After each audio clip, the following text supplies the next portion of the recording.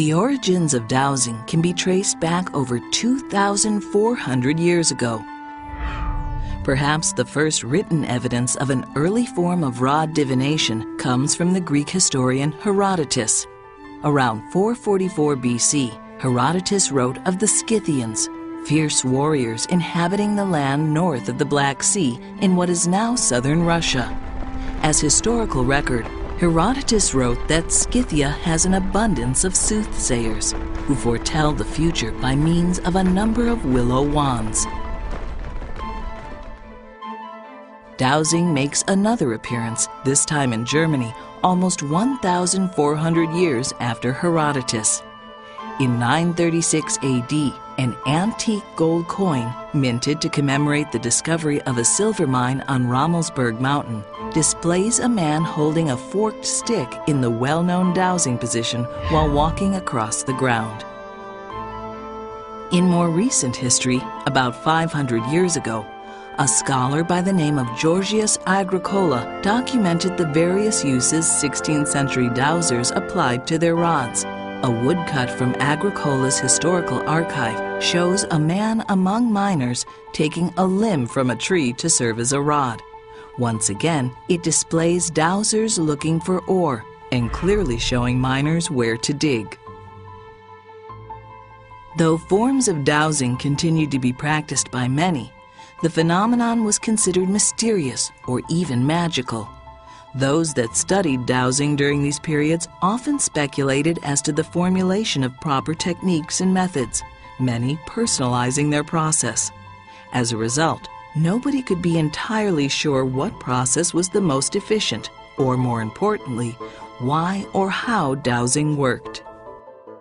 In 1630, Bernard Cassius and Athanasius Kircher were some of the first to attempt to study dowsing from a more rigorous scientific perspective. Kircher, after refusing to accept a magical interpretation of dowsing, spent much time trying to understand the mechanism by which the process worked. Though he ultimately failed, he paved the way for later efforts to examine dowsing separate from any magical theories. Despite the lack of scientific understanding and widespread skeptical resistance, even as we approach the 21st century, parts of society continued to embrace the notion that dowsing worked and could be an effective tool in one's daily life. Today, articles continue to appear in mainstream publications, including the Reader's Digest, the Washington Post, and the official magazine of the Smithsonian Institution, all attempting to provide additional insight into this ancient skill, supplying evidence that there was more to dowsing than meets the eye.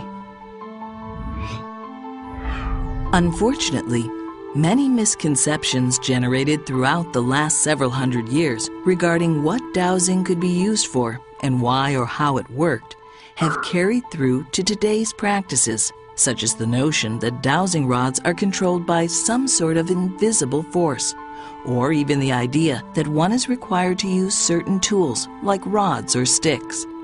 But probably the greatest misconception still widely believed today is that dowsing can only be utilized to locate conductive substances such as water or metals.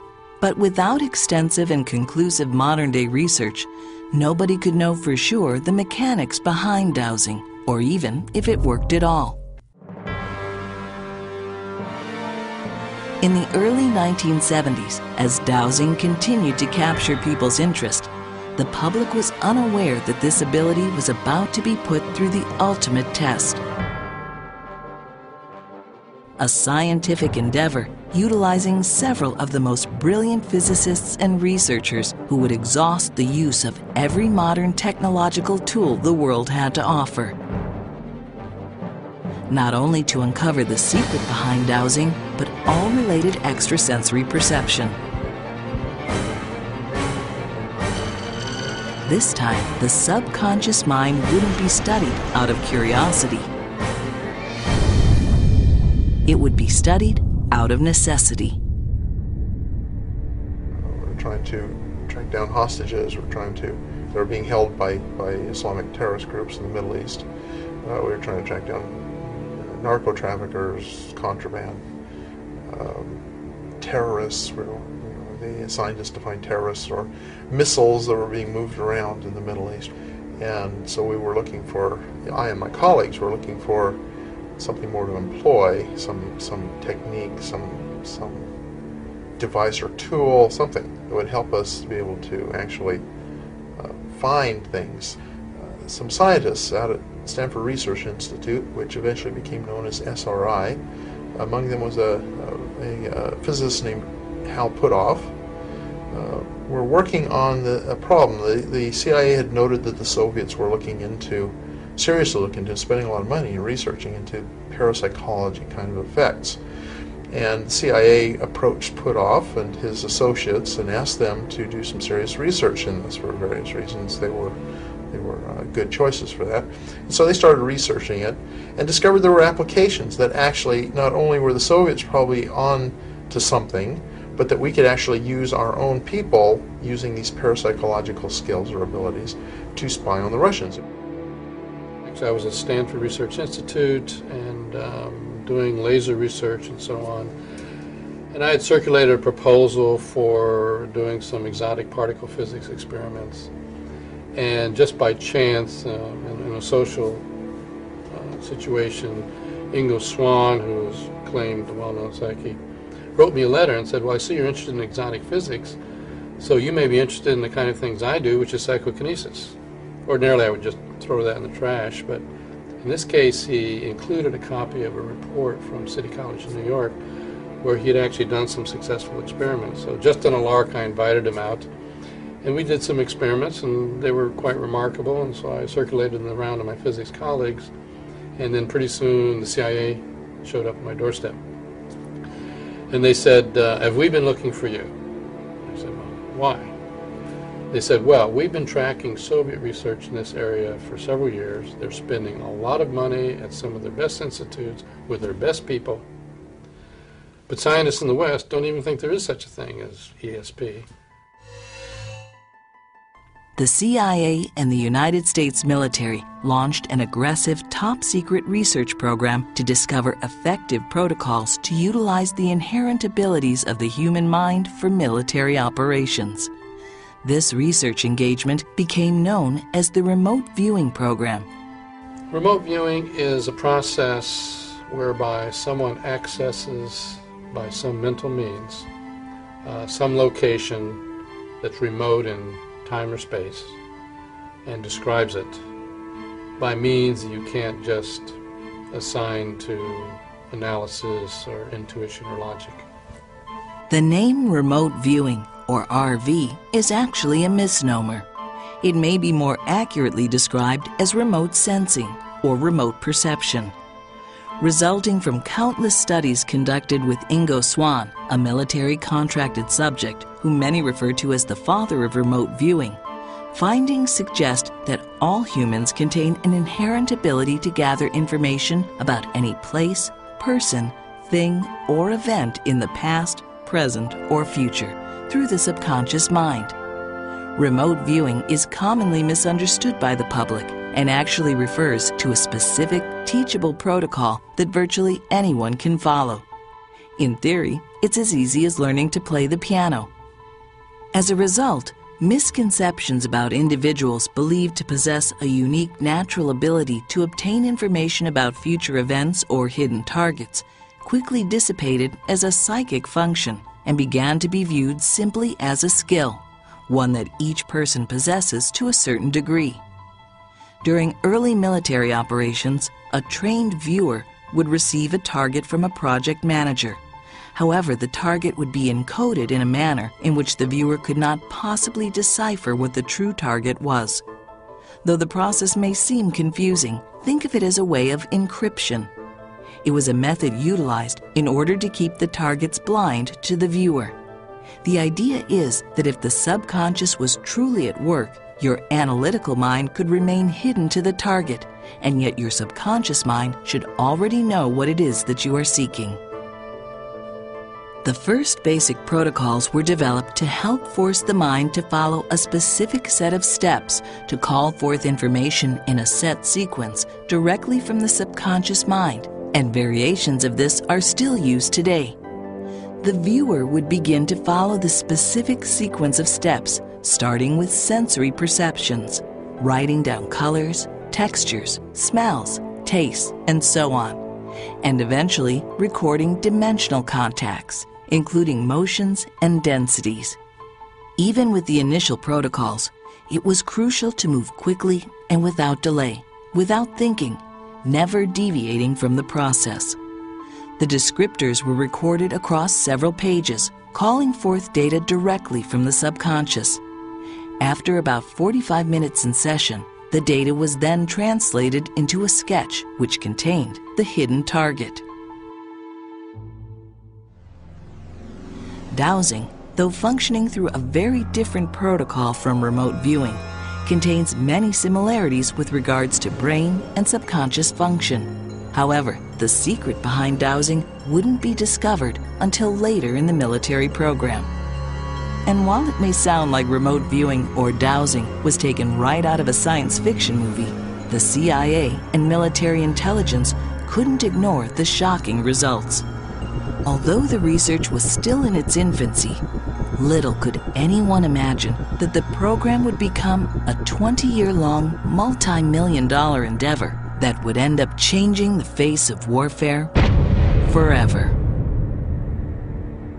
Well, we were doing remote viewing in general for the U.S. military, specifically for Army INSCOM, Intelligence and Security Command.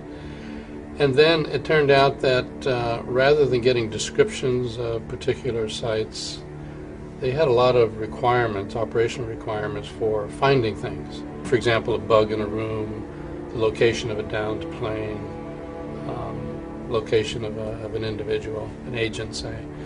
And so they asked us, could we do the inverse of remote viewing? Rather than having a case where we knew where the location was, what was there, this was a case of, well, we know what it is we're looking for, we just don't know where it is. We were tasked on various hostage situations in the Middle East. Where's Terry Waite? Where's Colonel Higgins? Where's a number of other hostages that were being held by Hezbollah and some other friends? And we could actually describe the setting that these people were in, but when it came to actually putting our finger on a map and saying they're here, we were not able to do that. And so we started looking into ways of doing this, and one of those things we hit on was dowsing. I found out later that we were in a way reinventing the wheel, because in the early days of the remote viewing program, they had experimented with dowsing as well, tried some things out. But in transition from one set of personnel to another, some of that institutional knowledge had gotten lost, and so here we were trying to rediscover that. And another book was published called The Divining Hand by Christopher Bird. It's become kind of the handbook of dowsing, and it's very well written, but it had some startling revelations in it. It noted that a certain dowser named Louis Metacia had actually taught the U.S. military how to dowse during Vietnam, searching for hidden tunnels, searching for landmines, booby traps, and things like that. And that in fact, there was even a newspaper article published that reported on the Marines actually using this skill in Vietnam to some success. We built a combat village to train troops who are going to Vietnam. They taught the Marines in Camp Pendleton. I taught the ones at Camp Lejeune, they went over there. I taught the Marines at Quantico. I'll tell you what they found that I never even knew, which I thought was very significant. They found the communication system of the Viet Cong. He said the Viet Cong bury their orders in bamboo tubes and put them under the trail. I said, you're kidding. He said, no. He said, they found them. See, once you tell the Marines the system and they learn it, all they do is turn them loose and they'll find it, whatever you want to find. They knew these guys were dowsing everything in the book. Once you show them and they get results, then they're pretty well believers. Even though some success with dowsing was reported in Vietnam before the official remote viewing program began, some military researchers were skeptical that past recorded successes were simply a matter of luck rather than human intuition. In the beginning, we thought this was just some peculiar aspect of human consciousness or whatever. But as we gathered a lot of data, of course, it wasn't all perfect remote viewing, and we could see that there were certain patterns to the errors and certain patterns to what was correctly perceived and so on. And so as we began looking into those patterns and then looking into the general research on consciousness and perception in general, we found that in fact our data was not skewed off to the side, but actually seemed to match into areas that were well understood in consciousness and perception. Specifically, the remote viewing seemed to be mediated more by the right hemisphere of the brain, which tends to be a pattern recognition, holistic kind of integration unit, as opposed to the left hemisphere, which is more of analysis and reading and mathematics and that kind of thing. And then we would look at the data coming out of, say, stroke victims, where maybe the left hemisphere would have had a stroke, and so people struggle with trying to describe what they're seeing in their ordinary environment. And the kind of errors they would make were exactly the kind of errors remote viewers were making. So in the end, we began to realize that this seems to be integrated into our general perceptual and consciousness functions, fitting hand in glove with other things that are near. Actually, remote viewing should probably be called remote sensing, because we found as time went on that drawings tended to, for example, be better than descriptions of visual scenes. And so it seems like the data comes in at kind of a kinesthetic level in the motor system. And so once we realized that, then the training techniques that were developed began with just trying to put down sketches, not trying to visualize what the scenes are. And that seemed to be a help. So there's sort of a connection there with dowsing, in the sense that people who douse with, say, forked sticks tend to get a ideomotor response. And so that seems to be a general feature of this kind of functioning. There have been a number of scientific experiments attempting to verify whether dowsing works or not. What's interesting is that some of the best experiments weren't actually known until just recently. These were the ones that were done in secret, under contract to the CIA or the Army or whoever happened to be providing the funding at the time, in support of the remote viewing program. Starting out with simple experiments like hiding things in boxes and envelopes, but then our remote viewers insisted on doing something more challenging, like describing sites where somebody was sent at random. And what really set it off with a heavy spark was that we viewed some classified facilities and got data that was thought to be not obtainable by this kind of thing. The original idea, when they were fielding the MX missile, was a response to one of the big Soviet missiles that had just recently been introduced, was because the Soviet missiles were now more accurate, they could take out our missile silos on first strike, and that was a big worry. If the Soviets could take out our weapons, our nuclear weapons, right off on their first firing, then we could be left powerless and not be able to touch the Soviet Union back, which counteracted the mutual deterrence problem. So the MX basing plan, the idea behind that was that you had a bunch of shelters on the desert, and then you shuttled the missile between these shelters, and so the Soviets had no idea which shelter they were in. The MX missile system, the so-called shell game, that was being looked at in the Carter administration, where the idea was to have 20 missile silos located in a circle someplace, and then an underground railroad train that would shuttle the missile from one location to another. And so we also did an exploration of was there a way to defeat that. Specifically, it was a threat analysis study. Was there a way for the Soviets to defeat the MX system? One of our consultants, Charlie Tart, at University of California, Davis, had set up a system whereby he had basically a computer screen that had 10 circles on it, and there was a random number generator program within a computer that chose one of those as being the target, but didn't display it on the screen. And then the subject had to push a button, and then the target would be changed, the position would be changed, and have to do it again, and so on. And so we had one excellent subject who did 500 trials, and you'd expect 1 out of 10 by chance. And in fact, she averaged 1 out of 4. And so we had the data from that experiment. And so we decided to mock up an MX scenario with 10 silos. And we had a very sophisticated statistical averaging program called sequential sampling that we used. And so we ran that set of data through the statistical analysis program. And within that number of trials, we were able to do 12 attempts at finding which silo was the missile in this simulation. 12 out of 12, we got the right answer. We had no misses. So the probability of doing that by chance was 1 in a trillion. The MX missile experiments provided the realization that the U.S. military could indeed utilize dowsing or remote viewing to gather data that couldn't be obtained by any other means. But then, hypothetically, so could the enemy. This was now becoming an issue of national security.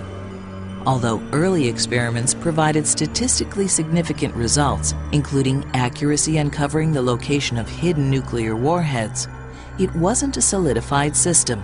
The program was still young, and researchers strived to create more effective protocols. The potential, however, was undeniable. The idea behind all of these statistical procedures was that people can do this better than chance, but it's not terrifically better than chance. I mean, it'd be unusual for a dowser to tell me to go dig somewhere for a treasure on a single shot. But with the statistical application that would come from the application of these procedures, we get up 60, 70, 80% hit rates. So even if you're off, if you're out there doing a search, let's say you're doing a search for a downed airplane, or you're searching for a submarine, or whatever, simply starting with the square that the person, that the remote viewers or the dowsers have ticked off, is going to save you time. I mean, we calculated how much time would be saved, and in many cases, roughly 60% of the time would be saved if you at least started from the square chosen by a dowser. When I talk about statistical significance, you hear numbers like 1 in 100, say, or the odds of getting it by chance are 1 in 100. You really have to put that in perspective. I mean, it's as if you had a bag of 99 white balls and 1 black ball, and you ask a person to reach in and only pull out the black ball. If they're successful, that's odds of 1 in 100. So then when you realize that in some of these experiments we got odds of 1 in 50,000, it's a really extremely significant result. With tests now utilizing updated protocols achieving accuracy rates up to 80%, it was time for the military to move the research program into real-world operations. There were a number of experiments, and there were a number of successful dowsing operations done in which actual people were captured and materials recovered using dowsing. There's a procedure in addition to dowsing, which we would just call map dowsing.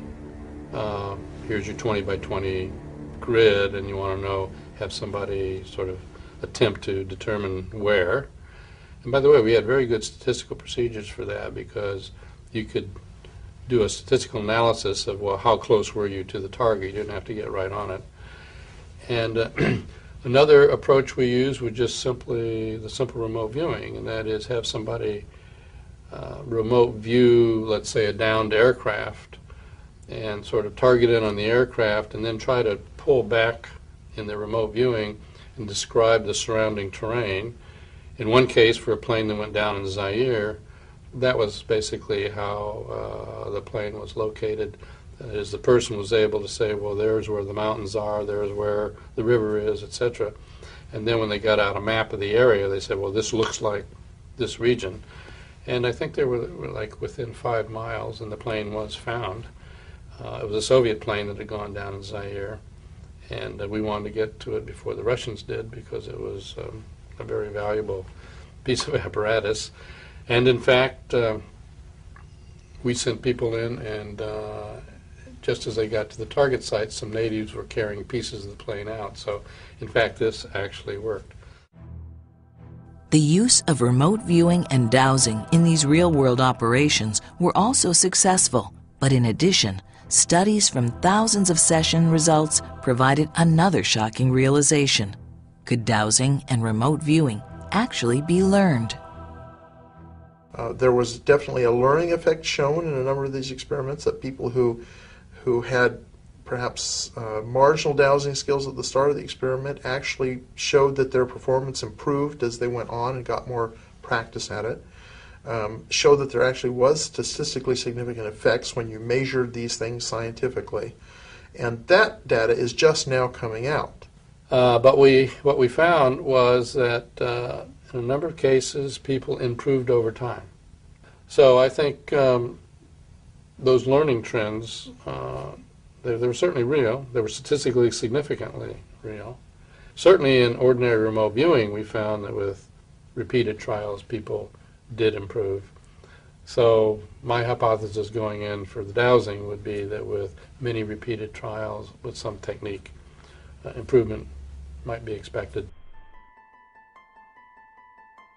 In 1995, after 23 years of successful operations, policy changes within the CIA forced the program, now known as Stargate, into declassification.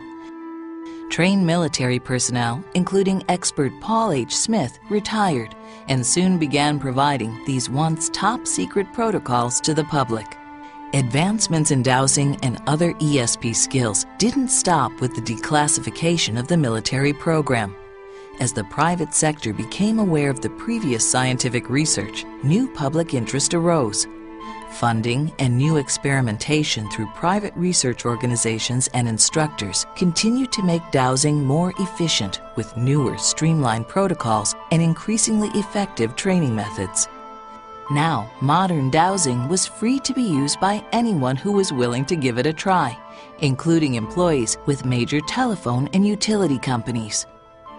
The routine to hunt for telephone lines that were buried in the ground is to use this very elaborate and very expensive technology developed by AT&T Bell Laboratory scientists.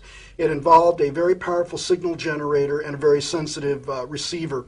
What they would do is they would work from one end of the telephone line that was buried, send a strong electrical signal through it, and then use the sensitive receiver and wander all over the countryside looking for the other end of the telephone line or where the signal was being transmitted underground along the length of that line. What they actually did, they never actually pulled out this kit containing this very expensive AT&T Bell Laboratory equipment. Instead, what they did is they took some pieces of pipe, some heavy gauge copper wire, they bent the copper wires into 90-degree angles, affixed them to the pipes, and they dowsed. And these were the same guys that had to dig these cables up. They had to dig some ditches and trenches very deep to get access to these cables to do whatever repair work or whatever construction work they were having to do. They had a 100% success rate in both not locating cables that were not underground in certain fields and being able to locate cable that were known to be under certain fields. With dowsing growing in popularity, it didn't take long for people to realize that dowsing provided the potential for financial gain as well. People like Louis Matesha. And I went to Virginia Beach, and we dug Virginia Beach up and found a tremendous number of coins. I felt so sorry for these metal detecting people. They came up and he had 35 cents and we had a bucket full of jewelry. No one has ever found jewelry on the beach like we did. Mr. Matesha has released several books regarding treasure hunting with dowsing and was credited for several phenomenal discoveries, from locating buried silver bars to gold coins. His exploits are well documented, and to this day, he has been one of the most successful treasure hunters who have relied mostly on dowsing. But uses for dowsing didn't stop with treasure hunting. Gambling was also a target. Blacks and reds on a roulette wheel. In fact, on the side, I and some friends did go to Lake Tahoe, and we did make money. The stories abound. Dowsers winning the lottery, locating treasure, gambling, finding optimum stock market investments, and making important corporate and personal decisions. But what makes ESP-related skills such as dowsing actually work? The answer lies almost entirely with the subconscious mind. If you don't understand what the subconscious is, you're not alone. Many individuals may have an idea of when they receive information from this area of consciousness, but few understand it. Moments such as someone calling you on the phone just as you were thinking about them, or having the feeling that something unfortunate is happening or about to occur. Due to the lack of a better explanation, many refer to this as intuition, listening to your gut, or feeling a vibe. We can think of human consciousness as being divided into two regions. One is referred to as conscious awareness, and the other as the subconscious. As we proceed through each waking moment, the flood of smells, colors, sounds, tastes, and textures coming through our senses from the outside world are initially processed by our subconscious, not our conscious awareness. In fact, only a minuscule percentage of our environmental data is passed up and out of the subconscious and into our conscious awareness. Well, the basis of remote viewing functionality isn't necessarily conscious interaction. The conscious aspects of it come last. We become aware of the remote viewing signal in the final stages of this. Most of the work is being done at what's generally known as a subconscious level. We talk in terms of the subconscious, the human subconscious, being connected with the rest of the universe in some interesting way that allows us to get information from places distant or hidden from us in some way. That all that information is available to the subconscious. It's just bringing up into conscious awareness where it can be useful that we run into difficulties. Notoriously, the subconscious is a repository for huge amounts of information, hundreds of thousands, millions of data bits, that never make it up into conscious awareness.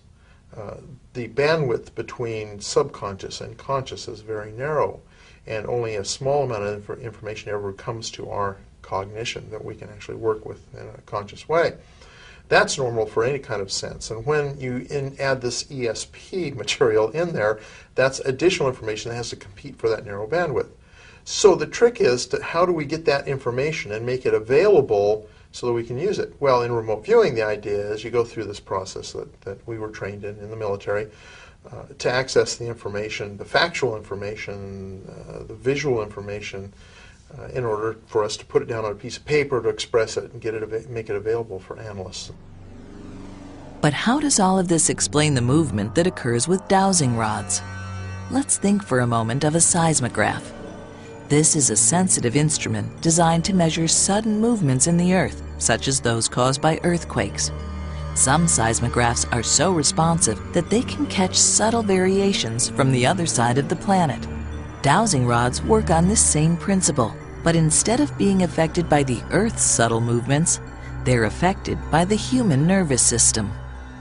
A lot of different theories about how dowsing works. The one that predominated for a long time was magnetism.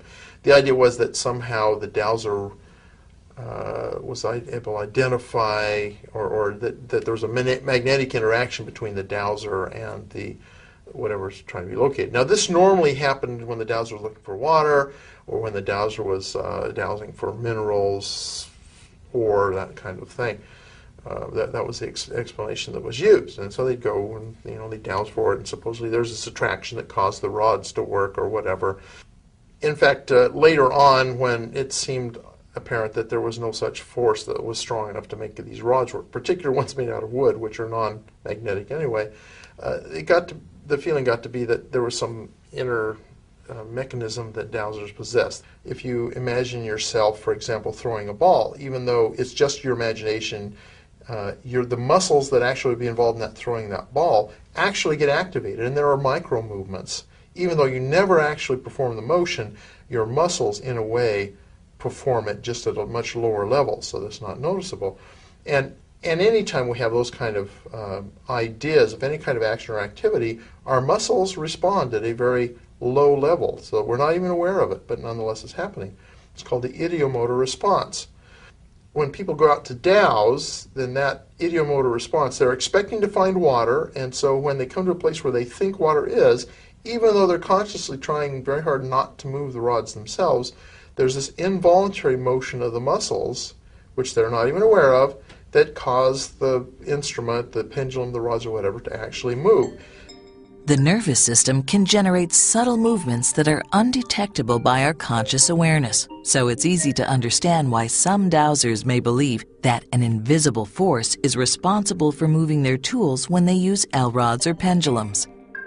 But the question still remains, how does the subconscious know the answers to the information you are seeking in the first place, especially information that would seem to be unobtainable, such as locating buried treasure, or knowing what the next winning color on a roulette wheel will be? This aspect of ESP-related skill might still be one of the most mysterious and controversial topics in related scientific research. But thanks to quantum physics, a theory called quantum entanglement may provide new insight into how the subconscious can obtain what some previously believed to be unobtainable. There may be explanations available in quantum physics, but in only a narrow scope of it, a feature called non-locality, which has the idea that things are entangled. There's several different terms for it: Bell's theorem, non-locality, quantum entanglement.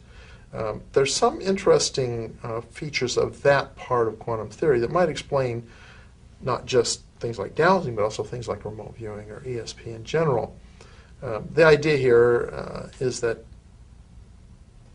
physical particles, not subatomic particles, that become entangled sometime in their past, they establish kind of a causative correlation, so that when they're separated by a long distance sometime in the future, if you affect one, then you have an instant effect on the other.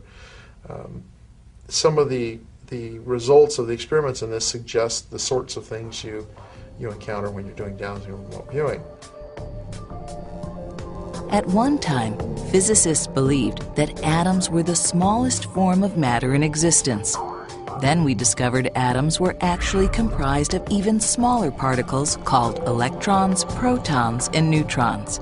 Today, we now know that even deeper levels of subatomic particles exist in the composition of all matter, including biological life, forms of energy, and neurons, a component for human thought. As the name implies, entanglement occurs when two or more of these subatomic particles form an association at what is now believed to be the lowest level of subatomic existence. The association between these particles allow influences that affect one particle to occur to the other instantly and regardless of distance. As a result, some researchers refer to this as non-locality, nullifying the idea that information travels between the particles, and instead, that it is somehow already and instantaneously connected at another level of existence. While this may seem inconceivable to some, it's no more astonishing than at one time theorizing how the splitting of an atom could not only be possible, but that it could be harnessed as a destructive weapon. The advancements made within quantum mechanics, including the theory of quantum entanglement, may begin to provide the answers to how the subconscious mind is able to obtain information about an unknown or remote target, providing insight into the mechanics behind dowsing and all related ESP skill. With convincing military test results, personal experiences, and new sciences providing a glimpse into how our thought function may truly operate, why are there still skeptics? Skeptics don't like dowsing because they have no way of explaining how it works. They are opposed to it for many of the same reasons they're opposed to ESP or similar kinds of so-called paranormal phenomena. There is no causative explanation that fits into any of our physical models. Until we come up with a really good theory that seems to satisfy them, aren't going to be pleased. They think this is literally spooky action at a distance, to borrow the words from Einstein. They think that it's all smoke and mirrors, and that all people involved in dowsing or ESP in general are charlatans or deluded, one or the other, and they want to reject all of this stuff because it seems to undermine the worldview that is currently held by science.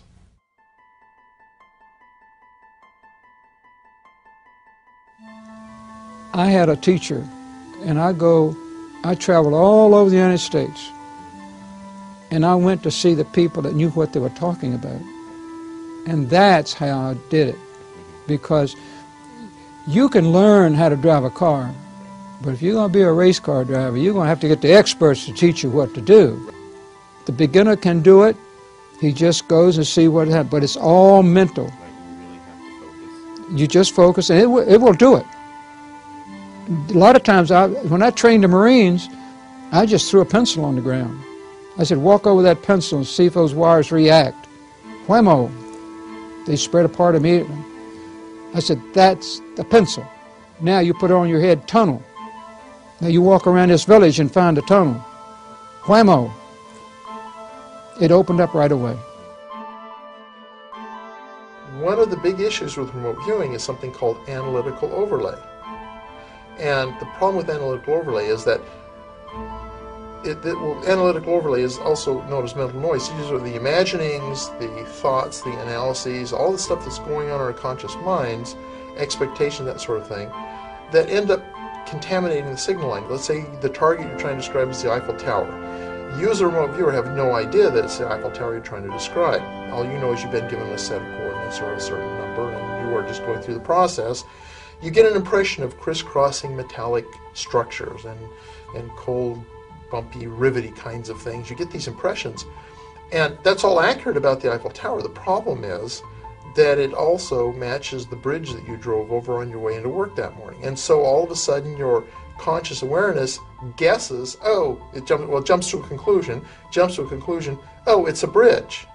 Well, it isn't a bridge, it's the Eiffel Tower, but you have come to that false conclusion based on this interesting process. The same thing can happen with dowsing, where you may have conscious expectations that cause the ideomotor response. What you want to do is to be able to learn how to let the actual signal, dowsing signal, come through the subconscious and be the thing that motivates the indications of your devices, whatever device you're using, and not have it be your conscious awareness that's motivating that. And that's where, of course, the challenge is, to learn to tell the difference and to allow the one to operate and not allow the other one to interfere.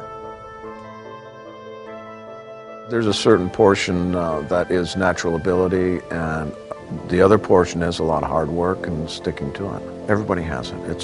It's just a part of your makeup, everybody's makeup. The ability to do it mostly rests, I think, with a person's own belief system, whether they believe they can do it or not, and how much work they want to put into it to be successful. The more practice, and you'll hear this by remote viewing teachers, the people who teach it today, and even in the unit, practice, practice, practice. There's a lot more to humans and people than just being analytical robots.